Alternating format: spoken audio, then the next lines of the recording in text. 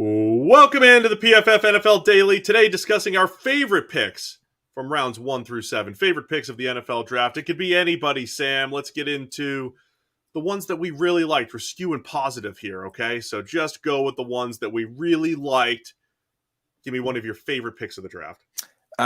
Drake Jackson, all the way down with San Francisco's first pick, number 61 overall. Drake Jackson, the edge rusher from USC.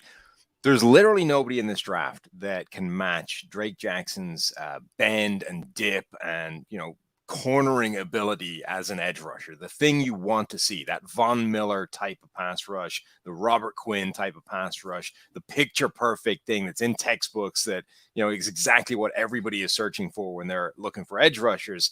He has an amazing version of that. Now, look, that's only one part of being a pass rusher, right? You need the inside counter move. You need speed to power. You need all these other things, run defense.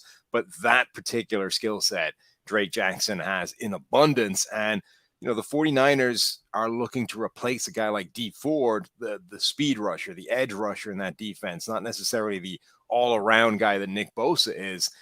And they didn't pick until 61 in this draft. So for them to come away with Drake Jackson, who could legitimately replace Dee Ford pretty soon, I really like that pick. Yeah, I like it. Drake Jackson, good pick, especially for your first pick for the 49ers, a guy that has first roundish type of talent. So that was good. I'm going to, is this cheating a little bit? Because I was going through the draft. My first pick that I really, really liked, Derek Stingley at 3 to the Houston Texans. Does that count? A little bit. I just had such low expectations for the Texans at 3. I thought Nick Caserio was going to be like, oh, my mentor, Bill Belichick. He would take a Ty Warren clone here. He would take a 3-4 defensive end. He would play it safe. And you never know who Bill Belichick's going to pick in the first round, right? The Patriots, historically. Nick Caserio's been a big part of that. And they took the right guy. They took Derek Stingley. This was a move that the Houston Texans haven't seen in 2 years. A potential all-pro caliber player in Derek Stingley. So I won't spend too much time on it. I have other favorites too. But this is my first favorite that stuck out because I was just pleasantly surprised that the Texans took a guy with incredible potential like Derek Stingley, a guy who has looked like an all-pro corner and did it as a true freshman. Yeah, I mean, it speaks a lot to what their plan is in that organization. And this is the first time we're really getting a glimpse of what that is. Remember, they've been in a holding pattern for a long time now because of the Deshaun Watson situation. They've hired 2 different lame duck head coaches because they haven't been able to start any kind of plan with Deshaun Watson hanging around there. They finally trade him away to Cleveland, and all of a sudden we get to see what this starting position is. And the first pick goes on Derek Stingley. So it's a great move, I think, and a great indication if you're a Texans fan that things might actually go in the right direction for the first time in a while. Don't worry, I've got other non-first rounders as favorite picks as well. Good, that's great. I seem to like a lot of the wide receiver picks in this draft. I could go on about Sky Moore to the Chiefs. I could go on about the picks that the Steelers made, George Pickens and Calvin Austin. But I'm going to single out Jalen Tolbert to the Dallas Cowboys, pick number 88 overall. I think Tolbert is a massively underrated wide receiver in this draft class. So to get him as low as the 88th overall pick, I think is a steal. And then Dallas, they trade away Amari Cooper. They have a hole in that wide receiver room, having lost Cooper, having lost Cedric Wilson, that they needed to patch up. And I think Tolbert can absolutely step in and be a third receiver within that offense, be a guy that replaces what they lost as that third weapon. Now, he's unlikely to be as good as Amari Cooper, but giving Dallas 3 wide receiver weapons again, I think is a really important thing. And to have that happen as low down as that, I think is great business. Yeah, I agree with all the wide receivers. I had Sky Moore on my list. I think that's a pretty obvious one for those that have listened to us. I'm going to go with a pair of second-round edge rushers as 2 of my favorite. Arnold Ebiketie from Penn State going to the Falcons at 38.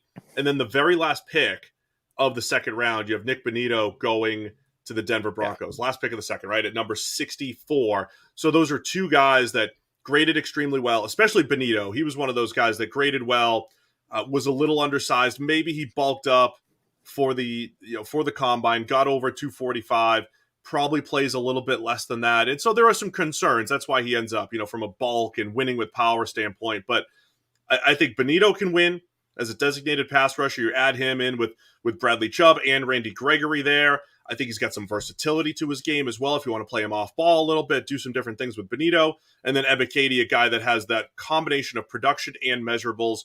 He's got length. He has great measurables. He has first-round measurables if you just look at his workouts, right? He looks like a guy that should be going in the first round. Also has first-round production.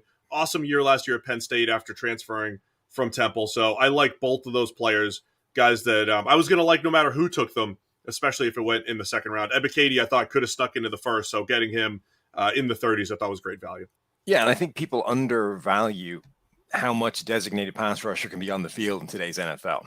Yeah. We think about those guys as third down pass rushers only, but they're not. Like, passing downs in today's NFL are far more extensive than that. And you can have a designated pass rusher can be on the field for half of your defensive snaps. Like, he, I think, gives them some serious juice as a pass rusher that they don't have outside of him. So definitely love that pick as well.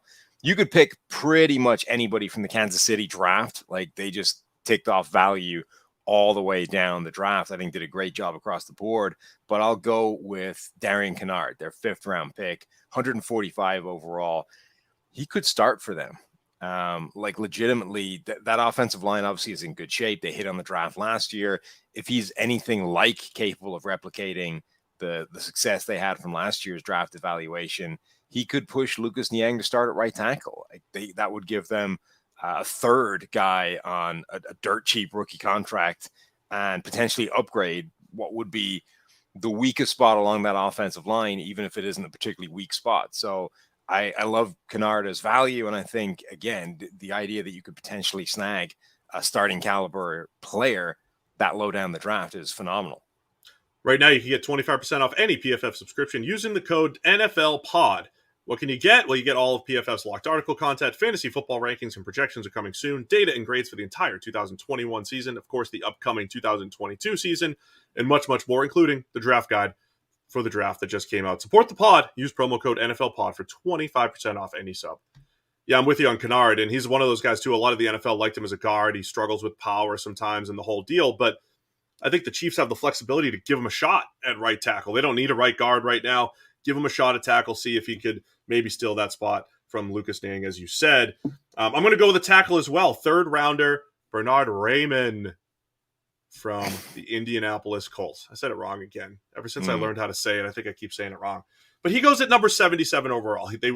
We had him at 18 on the board. I know that there were some injury concerns and the whole deal. But this is one of those, I like the process. Well, it's not that I like the process from the Colts, but the process ended up paying off, right? Last year, they didn't overdraft a left tackle in the first round. They didn't like the tackles. They signed Eric Fisher in free agency. I do actually like this entire process.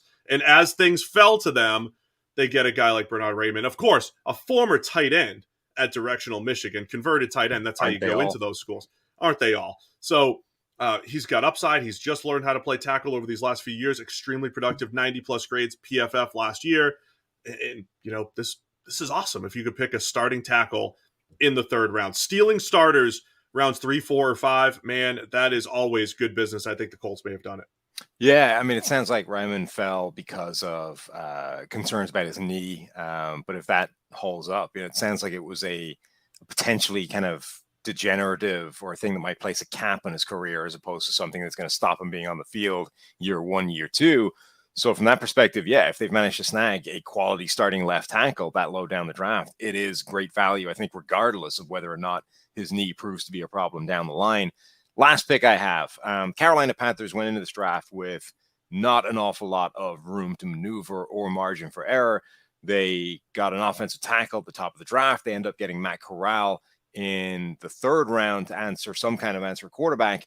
And then I think did a smart thing, which is just like target athletes as they went down the draft. So they grabbed at pick 189, the top of the 6th round, edge rusher Amaré Barno from Virginia Tech, a dude that ran in the 4.3s as an edge rusher. Now, look, like at some point that plays, right? It doesn't really matter how much else you have to your game. If you run a 4.3 as a legitimately sized edge rusher, you are going to be a problem in the NFL for certain offensive tackles. So rolling the dice and seeing what you can create out of that, I am all for. I mean, that's among the strategies late. Do you pick productive players? Do you pick athletes? Diversify. Get the dude that's 4-3. Just run to the top of the pocket as fast as you can. Yeah. Why not? I like it. Let us know. Who are your favorite picks of the draft? Let us know in the comments. It's a PFF NFL Daily.